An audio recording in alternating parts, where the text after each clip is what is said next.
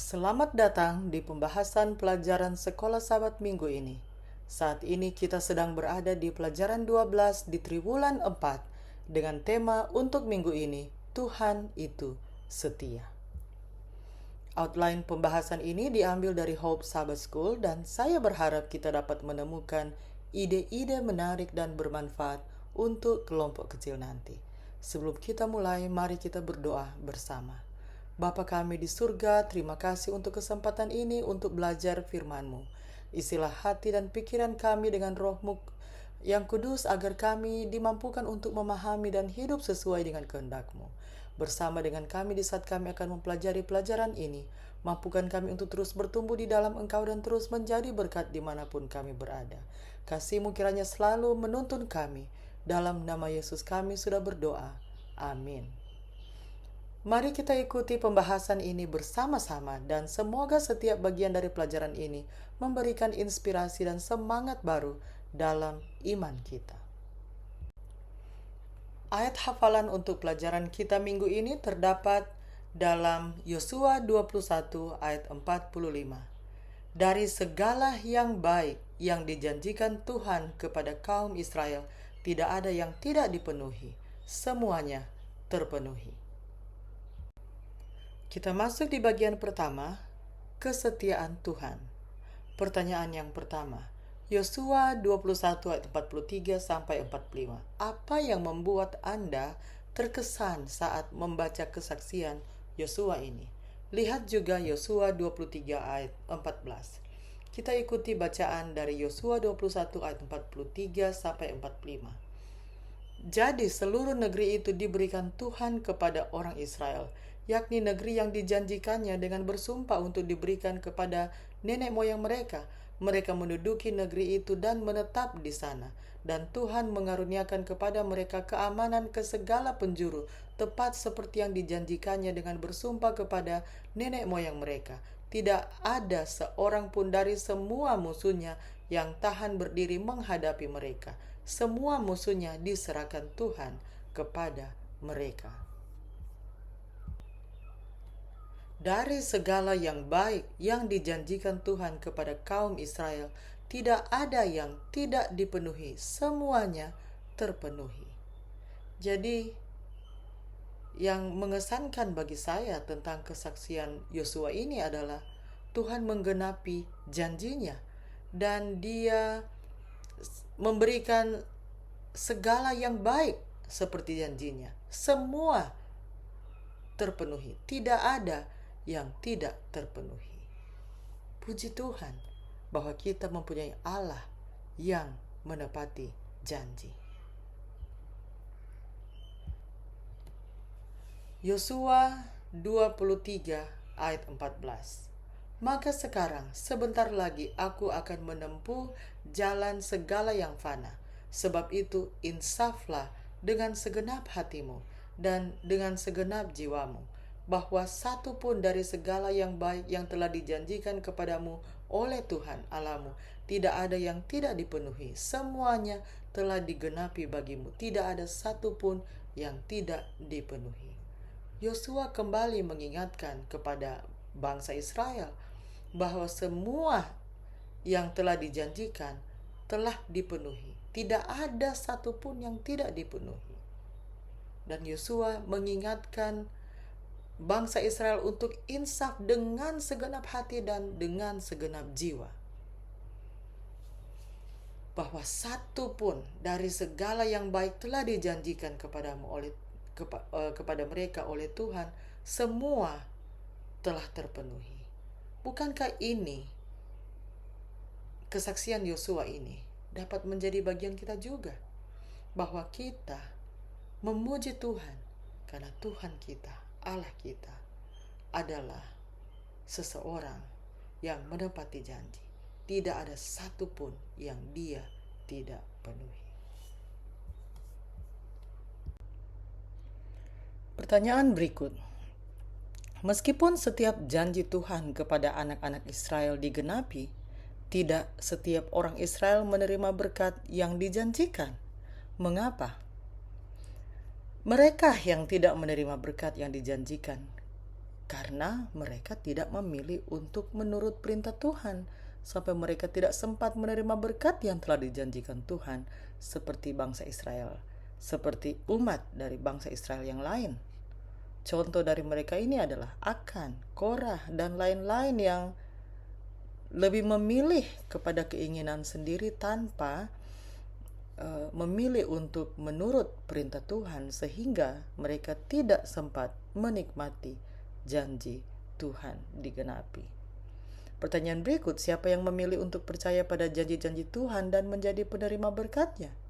Kita tahu dalam cerita yang kita sudah ikuti sampai saat ini, ada Yosua, Kaleb, Rahab, dan yang lainnya yang memilih untuk percaya pada janji-janji Tuhan. Mereka menerima berkatnya. Jadi sangat penting untuk kita memilih untuk mengikuti perintah Tuhan, memilih untuk percaya kepada janji-janjinya, agar kita dapat menerima berkat yang telah dijanjikan. Ini kita bisa lanjutkan jawaban dari pertanyaan ini dalam bentuk diskusi di kelompok kecil kita masing-masing.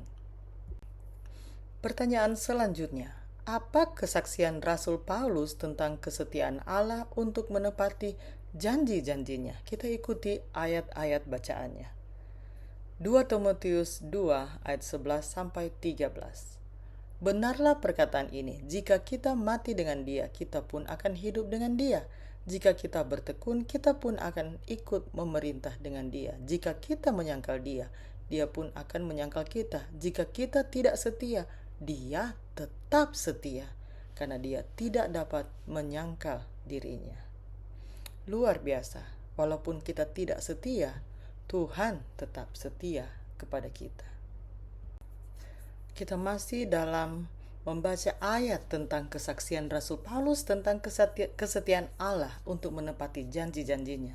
Kita ikuti bacaan dari ayat 2 Korintus 1 ayat 18 sampai 20. Demi Allah yang setia, janji kami kepada kamu bukanlah serentak ya dan tidak, karena Yesus Kristus, anak Allah yang telah kami beritakan di tengah-tengah kamu, yaitu olehku dan oleh Silwanus dan Timotius, bukanlah ya dan tidak, tetapi sebaliknya, di dalam Dia hanya ada ya.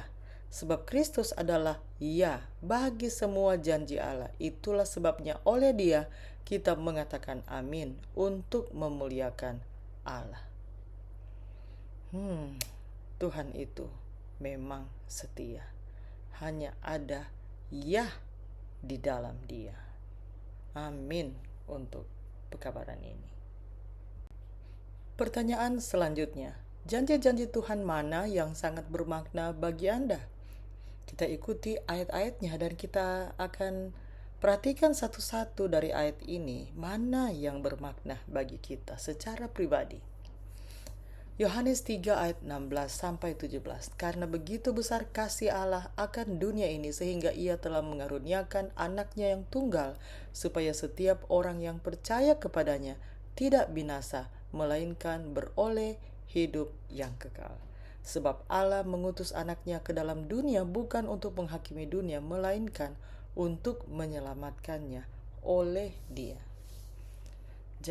Janji Tuhan ini, apakah kita mendapatkan makna yang sangat besar bagi kehidupan kita? Ya, dari janji ini kita mendapatkan bahwa karena begitu besar kasih-Nya kepada kita, sehingga anaknya yang tunggal dikaruniakan kepada kita, datang ke dunia ini, lahir dari orang yang berdosa dan menjadi seperti kita. Semua itu hanyalah untuk menyelamatkan kita yang berdosa. Janji yang berikut dalam Matius 11 ayat 28 sampai 30. Marilah kepadaku semua yang letih lesu dan berbeban berat, aku akan memberi kelegaan kepadamu. Pikulah kuk yang kupasang dan belajarlah padaku, karena aku lemah lembut dan rendah hati, dan jiwamu akan mendapat ketenangan. Sebab kuk yang kupasang itu enak dan bebanku pun ringan. Ini adalah janji Tuhan bagi kita yang letih, lesu, dan berbeban berat. Yesus akan memberikan kelegaan kepada kita jika kita menerima undangan Yesus untuk bersamanya. Dia berjanji akan memberi kelegaan. Dia mengajak kita untuk memikul kuk yang dipasangnya dan jiwa kita akan mendapat ketenangan. Apakah kita pernah merasakannya? Karena kita menerima undangan dari Kristus. Kita ikuti ayat selanjutnya tentang janji Tuhan. Yohanes 10 ayat 27 sampai 29. Domba-dombaku mendengarkan suaraku dan aku mengenal mereka dan mereka mengikut aku. Dan aku memberikan hidup yang kekal kepada mereka dan mereka pasti tidak akan binasa sampai selama-lamanya dan seorang pun tidak akan merebut mereka dari tanganku. Bapakku yang memberikan mereka kepadaku lebih besar daripada siapapun dan seorang pun tidak dapat merebut mereka dari tangan Bapa. Puji Tuhan bahwa di saat kita berada di dalam tangan Bapa, kita aman di dalam tangannya dan tidak ada yang mampu merebut kita dari tangan Bapa. Amin untuk janji ini. Janji Tuhan selanjutnya, Yohanes 11 ayat 25, jawab Yesus, akulah kebangkitan dan hidup. Barang siapa percaya kepadaku, ia akan hidup walaupun ia sudah mati. Ini adalah janji kebangkitan dan hidup bagi yang percaya kepada Tuhan. Kalau kita mau hidup, percayalah kepada Kristus.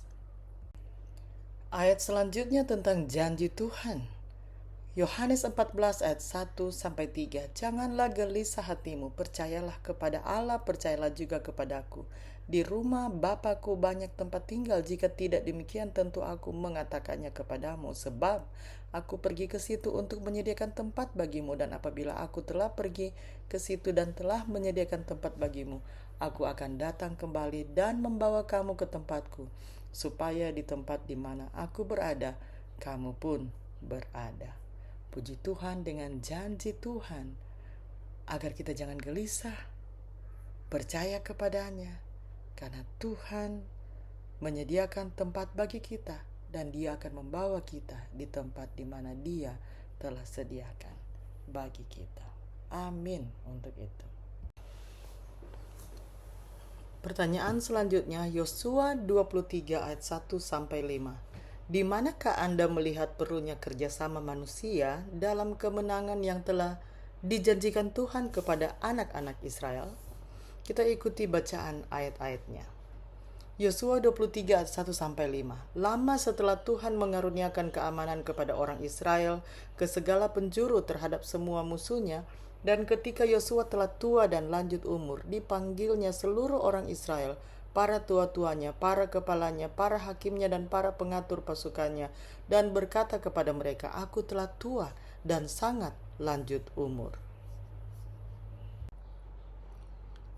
Dan kamu ini telah melihat segala yang dilakukan Tuhan Allahmu kepada semua bangsa di sini demi kamu. Sebab Tuhan Allahmu dialah yang telah berperang bagi kamu. Ingatlah, aku telah membagikan dengan membuang undi bangsa-bangsa yang masih tinggal ini kepada suku-sukumu menjadi milik pusakamu, seperti juga semua bangsa yang telah kulenyapkan hari itu, mulai dari sungai Yordan sampai ke laut besar di sebelah matahari terbenam. Dan Tuhan Allahmu dialah yang akan mengusir dan menghalau mereka dari depanmu, sehingga kamu menduduki negeri mereka seperti yang dijanjikan kepadamu oleh Tuhan Allahmu. Jadi dari ayat-ayat tadi yang kita lihat adalah manusia perlu bekerja sama dalam kemenangan yang telah dijanjikan Tuhan kepada anak-anak Israel. Dengan Tuhan telah memberikan segala sesuatu, Tuhan berperang bagi mereka, dan mereka bekerja sama dengan cara menduduki tanah yang telah dijanjikan oleh Tuhan dan diberikan kepada mereka. Pertanyaan selanjutnya, Yosua 23 ayat 6 sampai 10. Mengapa Hubungan ketaatan dengan Tuhan sangat penting agar janji-janjinya digenapi bagi anak-anak Israel. Lihat juga Ulangan 6 ayat 3-5. Kita ikuti bacaan dari ayat Yosua 23 ayat 6-10. Kuatkanlah benar-benar hatimu dalam memelihara dan melakukan segala yang tertulis dalam kitab hukum Musa, supaya kamu jangan menyimpang ke kanan atau ke kiri, dan supaya kamu jangan bergaul dengan bangsa-bangsa yang masih tinggal di antaramu itu, serta mengakui nama Allah mereka dan bersumpah demi nama itu, dan beribadah atau sujud menyembah kepada mereka.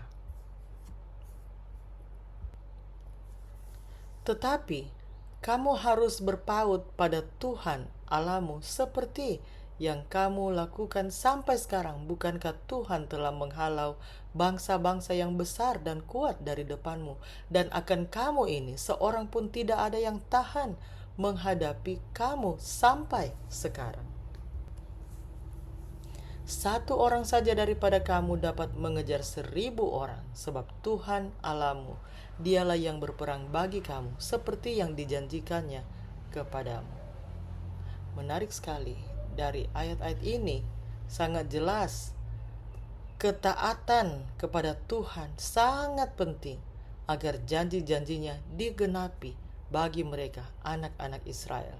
Karena dengan tetap setia kepada Tuhan, Tuhan yang bersama-sama dengan mereka berperang bagi mereka, memberikan tanah yang telah dijanjikan oleh Tuhan kepada mereka. Mereka hanya perlu setia kepadanya, mengikuti perintah-perintahnya. Masih dengan pertanyaan yang sama, kita ikuti bacaan dari Ulangan 6 ayat 3-5.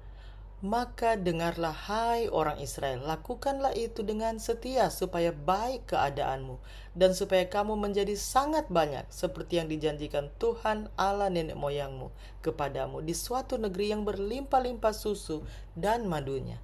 Dengarlah hai orang Israel, Tuhan itu Allah kita, Tuhan itu Esa.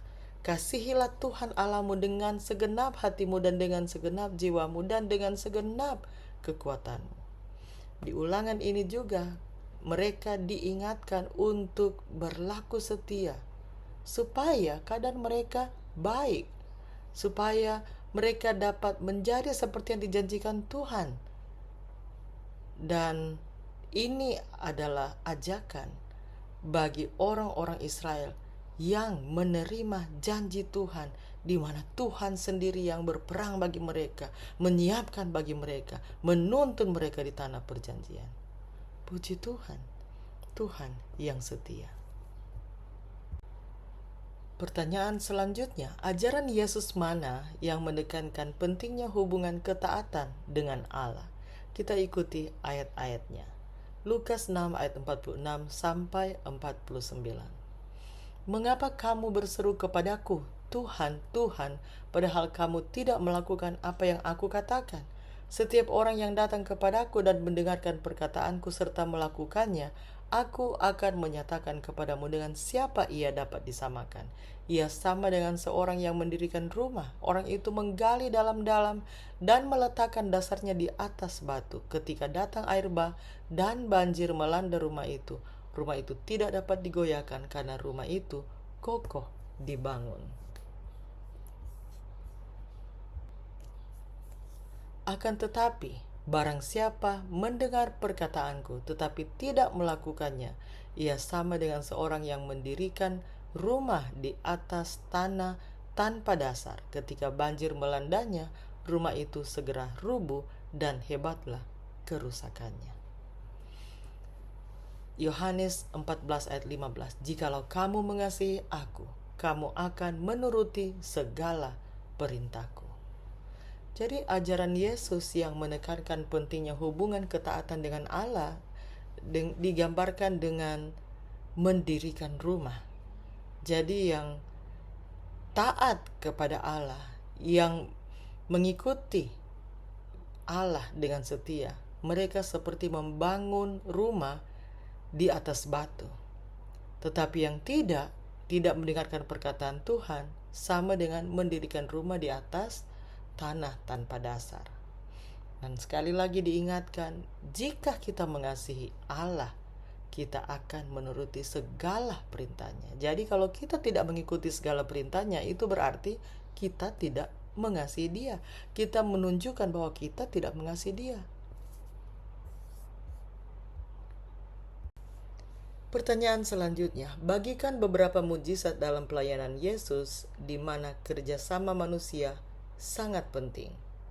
Yohanes 9 ayat 7, 11 ayat 39, Matius 10 ayat 5-8, Pasal 14 ayat 19 sampai 20. Kita ikuti ayat-ayatnya untuk mencari jawaban dari beberapa mujizat dalam pelayanan Yesus di mana kerjasama manusia sangat penting. Kita mulai dengan Yohanes 9 ayat 7. Dan berkata kepadanya, pergilah, basuhlah dirimu dalam kolam Siloam. Siloam artinya yang diutus. Maka pergilah orang itu, ia membasuh dirinya, lalu kembali dengan matanya sudah melek. Dari mujizat ini diperlukan kerjasama dari orang yang disembuhkan, yaitu membasuh dirinya di kolam Siloam. Kalau kita ikuti di Yohanes 11 ayat 39, kata Yesus, angkat batu itu. Marta, saudara orang yang meninggal itu, berkata kepadanya, Tuhan, ia sudah berbau, sebab sudah 4 hari ia mati. Kerjasama manusia di peristiwa ini, di kematian Lazarus yang dibangkitkan oleh Yesus, kerjasama manusia untuk mengangkat batu dari kubur di mana Lazarus diletakkan diperlukan agar mujizat membangkitkan Lazarus dari kematian dapat terjadi. Kalau kita ikuti di Matius 10 ayat 5-8, ke-12 murid itu diutus oleh Yesus dan ia berpesan kepada mereka, janganlah kamu menyimpang ke jalan bangsa lain atau masuk ke dalam kota orang Samaria, melainkan pergilah kepada domba-domba yang hilang dari umat Israel. Pergilah dan beritakanlah, kerajaan sorga sudah dekat. Sembuhkanlah orang-orang sakit, bangkitkanlah orang mati, tahirkanlah orang kusta, usirlah setan-setan. Kamu telah memperolehnya dengan cuma-cuma, karena itu berikanlah pula dengan cuma-cuma. Nah, di sini di Matius 10 ayat 5-8, kerjasama manusia adalah mereka bersedia untuk diutus untuk melakukan kehendak Tuhan. Seperti yang baru saja kita ikuti tadi. Kalau kita lihat lanjutan dari buku Matius, sekarang di Matius 14 ayat 19 sampai 20. Lalu disuruhnya orang banyak itu duduk di rumput, dan setelah diambilnya 5 roti dan 2 ikan itu, Yesus menengadah ke langit dan mengucap berkat, lalu memecah-mecahkan roti itu dan memberikannya kepada murid-muridnya. Lalu murid-muridnya membagi-bagikannya kepada orang banyak, dan mereka semuanya makan sampai kenyang. Kemudian orang mengumpulkan potongan-potongan roti yang sisa, 12 bakul penuh. Kalau peristiwa di mana Yesus memberi makan 5.000 orang, juga ada beberapa mujizat yang lain, sangat jelas kerjasama manusia sangat diperlukan untuk mujizat ini. Seperti di peristiwa Yesus memberi makan 5.000 orang, diperlukan roti dan ikan dari seorang anak yang dibawa oleh murid Yesus, dan murid-murid Yesus membantu untuk membagikan makanan, kemudian mengumpul yang sisanya. Jadi kerjasama dengan kuasa ilahi dari manusia sangat diperlukan. Pertanyaan selanjutnya ini memberikan kesempatan untuk kita membagikan kesaksian di kelompok kecil nanti. Bagikan suatu waktu ketika Anda menyaksikan mujizat Allah saat Anda menanggapi dengan taat undangannya untuk bergabung dengannya dalam pekerjaannya. Sebagai contoh kesaksian tentang kita menyaksikan Allah saat kita menanggapi dengan taat undangannya untuk bergabung dengannya dalam pekerjaannya, Saya ingin membagikan pengalaman saya di salah satu sekolah tempat saya ditugaskan dulu. Di saat pertama kali saya memasuki sekolah itu, pertama kali yang saya lihat adalah perpustakaan yang sangat kecil yang sama sekali tidak memadai untuk sekolah itu. Saya berdoa dalam hati agar Tuhan membuka jalan agar perpustakaan ini suatu saat bisa lebih baik. Paling kurang bisa memenuhi kebutuhan sekolah dengan baik. Betul 1 tahun kemudian dengan cara Tuhan perpustakaan itu menjadi lebih besar dengan pengaturan yang lebih baik berkat bantuan dari alumni yang siap menyumbang. Proyek perbaikan perpustakaan ini dimulai dengan iman, dengan doa dan iman beberapa guru dan staf. Proyek ini dapat diselesaikan dengan baik dengan keajaiban tangan Tuhan. Kalau Tuhan bisa hadir bersama-sama di waktu itu, Tuhan yang sama akan terus bersama-sama dengan kita semua. Kita hanya perlu percaya kepada Tuhan dan teruslah setia. Kita masuk di bagian ketiga, peringatan terhadap ketidaksetiaan kepada Tuhan. Yosua 23 ayat 7, 12-13. Peringatan apa yang diberikan Yosua dalam pidato perpisahannya kepada anak-anak Israel? Kita ikuti bacaan ayat-ayatnya. Yosua 23 ayat 7. Dan supaya kamu jangan bergaul dengan bangsa-bangsa yang masih tinggal di antaramu itu, serta mengakui nama Allah mereka dan bersumpah demi nama itu dan beribadah atau sujud menyembah kepada mereka. Jadi peringatan yang diberikan Yosua di sini adalah agar bangsa Israel tidak bergaul dengan bangsa yang masih tinggal di antara mereka, apalagi mengakui nama Allah mereka, bersumpah demi nama Allah itu, dan beribadah dan sujud kepada Allah dari bangsa yang tinggal bersama-sama, yang tinggal di antara mereka. Kita ikuti ayat selanjutnya. Yosua 23 ayat 12-13. Sebab jika kamu berbalik dan berpaut kepada sisa bangsa-bangsa ini yang masih tinggal di antara kamu, kawin mengawin dengan mereka serta bergaul dengan mereka dan mereka dengan kamu, maka ketahuilah dengan sesungguhnya bahwa Tuhan Allahmu tidak akan menghalau lagi bangsa-bangsa itu dari depanmu, tetapi mereka akan menjadi perangkap dan jerat bagimu, menjadi cambuk pada lambungmu dan duri di matamu, sampai kamu binasa dari tanah yang baik ini yang telah diberikan Tuhan, yang telah diberikan kepadamu oleh Tuhan Allahmu.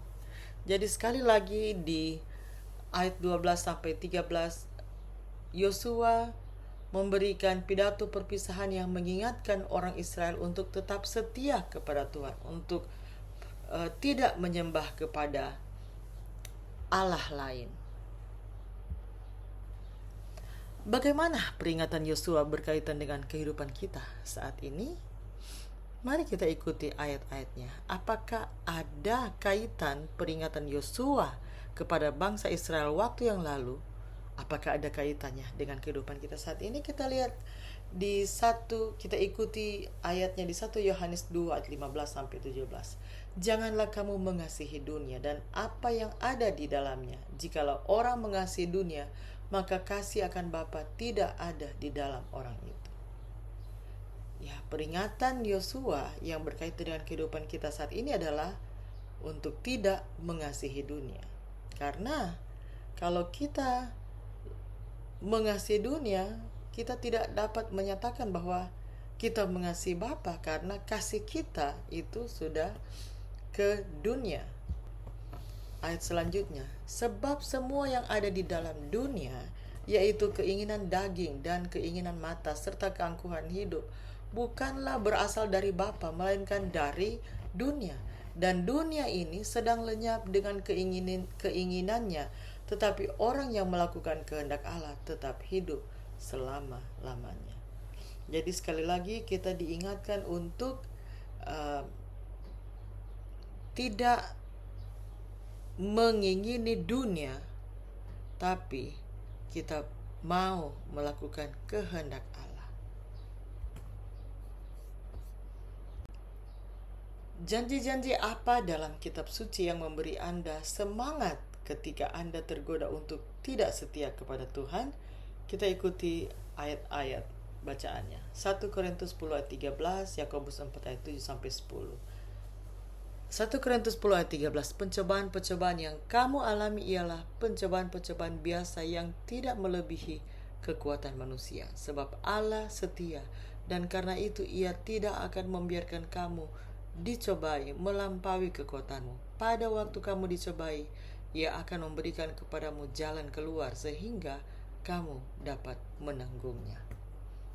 Jadi janji yang diberikan kepada kita agar kita semangat di saat kita tergoda untuk tidak setia adalah pencobaan yang kita alami itu adalah pencobaan yang biasa. Tidak melampaui, melebihi kekuatan kita. Kita diingatkan kepada janji Tuhan bahwa Allah setia. Dia tidak akan membiarkan kita dicobai melampaui kekuatan kita. Puji Tuhan dengan janji Tuhan ini. Kita ikuti janji selanjutnya yang terdapat di dalam Yakobus 4 ayat 7 sampai 10. Karena itu tunduklah kepada Allah dan lawanlah iblis, maka ia akan lari daripadamu. Mendekatlah kepada Allah dan ia akan mendekat kepadamu. Tahirkanlah tanganmu, hai kamu orang-orang berdosa, dan sucikanlah hatimu, hai kamu yang mendua hati. Sadarilah kemalanganmu, berduka cita dan merataplah. Hendaklah tertawamu kamu ganti dengan ratap dan sukacitamu dengan duka cita.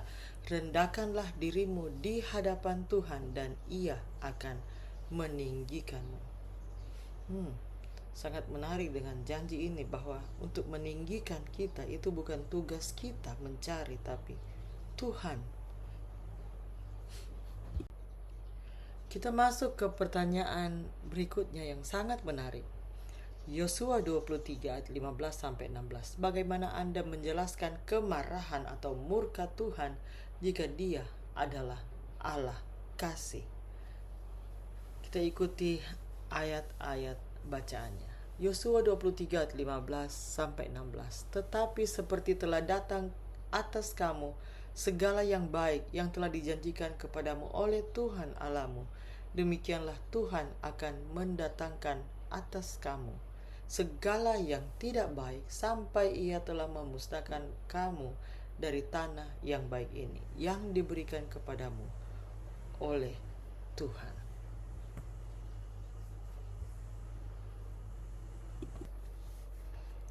Apabila kamu melangkahi perjanjian yang telah diperintahkan kepadamu oleh Tuhan Allahmu dan pergi beribadah kepada Allah lain dan sujud menyembah kepada mereka, maka murka Tuhan akan bangkit terhadap kamu sehingga kamu segera binasa dari negeri yang baik yang telah diberikannya kepadamu. Bangsa Israel yang telah mendapatkan berkat yang dijanjikan Tuhan diberikan peringatan karena kecenderungan mereka yang tidak setia kepada Tuhan. Karena Allah mengasihi mereka, mereka diperingatkan dari kecenderungan ini untuk tidak setia. Mendapatkan tanah perjanjian yang dijanjikan kepada nenek moyang mereka berarti mereka harusnya terus menjalin hubungan kasih dengan Tuhan dengan cara mengikuti perintahnya.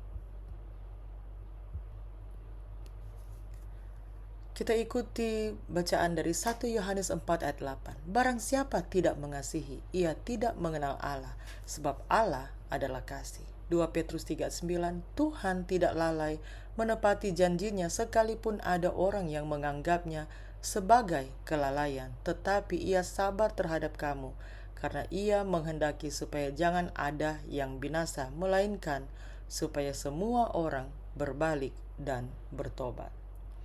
Tuhan tidak menghendaki kecelakaan atau kematian kekal dari umatnya. Karena kasih-Nya yang begitu besar, Dia sabar dengan umatnya. Dia mau memberikan kesempatan kepada umatnya untuk bisa bertobat, supaya tidak ada yang binasa. Yosua 23 ayat 11. Mengapa seruan sederhana Yosua begitu penting? Kita lihat Yosua 23. Kita ikuti ayat dari Yosua 23 ayat 11. Maka demi nyawamu bertekunlah mengasihi Tuhan Allahmu. sangat sederhana seruannya. Demi nyawamu, bertekunlah mengasihi Tuhan Allahmu.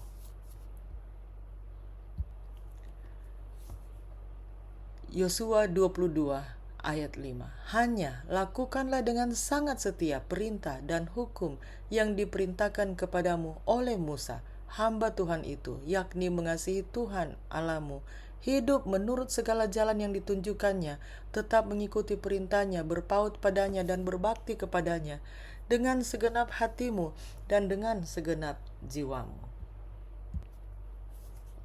Kasihilah Tuhan Allahmu dengan segenap hatimu dan dengan segenap jiwamu dan dengan segenap kekuatanmu. Ulangan 6 ayat 5. Ini adalah suatu himbauan bukan hanya untuk orang Israel, tapi bagi kita semua yang hidup saat ini. Apakah kita mengasihi Tuhan Allah kita dengan segenap hati kita, dengan segenap jiwa kita, dan dengan segenap kekuatan kita, atau kita lebih mengasihi harta atau apa yang ada di dunia ini?